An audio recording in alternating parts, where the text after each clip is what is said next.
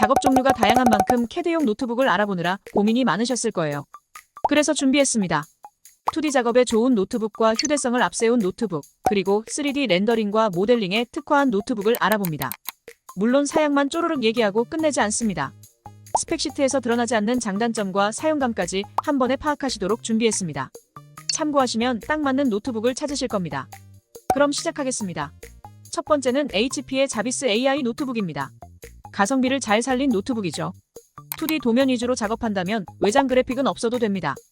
고성능보단 가성비를 살리는 게 중요하죠. 그래서 HP 자비스 AI 노트북이 딱 좋습니다.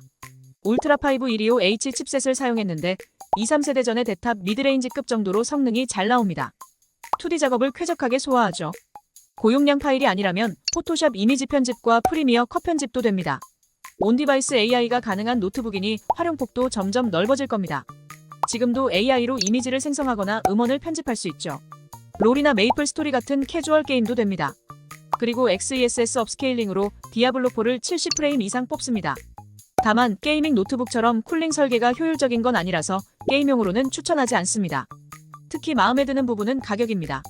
최대 할인가가 80만원 아래입니다. 심지어 정품 윈도우 11까지 제공하죠. 한마디로 가성비 끝판왕입니다.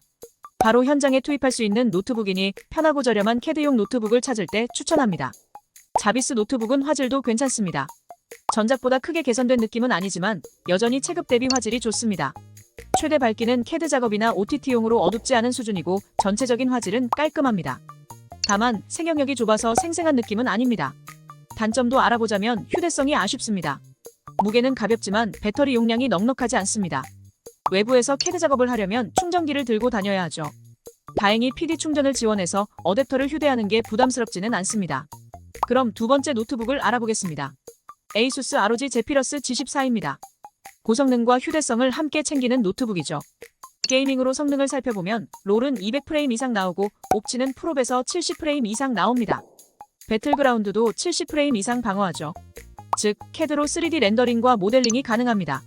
성능뿐만 아니라 사용감도 좋습니다. 키보드 키 간격이 넓고 스트로크가 깊어서 오타율이 낮습니다.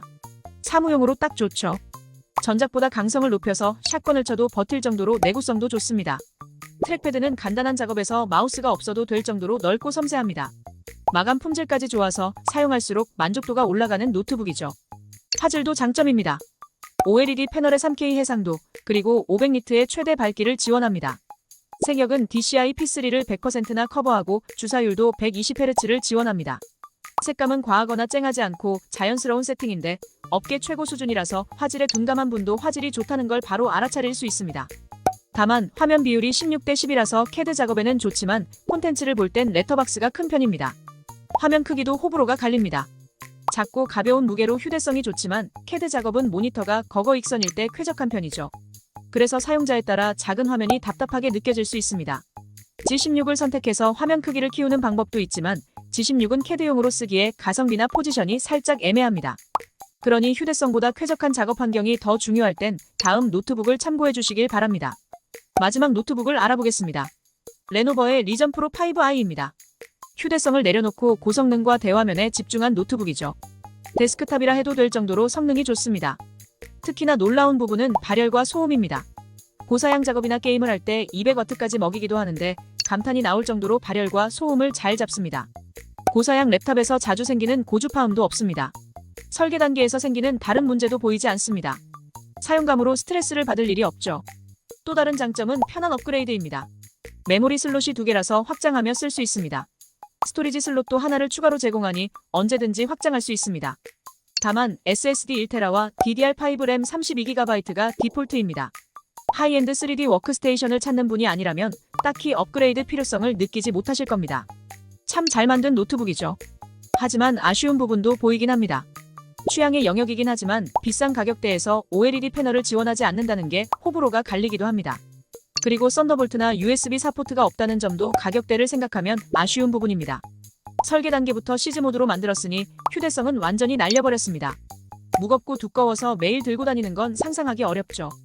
300W 충전기가 아니라면 3D 작업을 할 때 배터리 잔량도 추락합니다. 그래서 휴대할 땐 무거운 충전기도 들어야 하죠.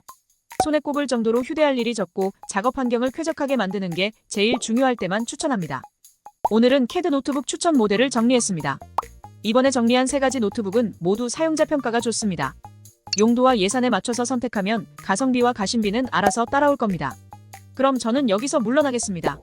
마음에 쏙 드는 노트북을 찾는데 보탬이 되었으면 좋겠습니다. 끝까지 시청해주셔서 너무 감사합니다.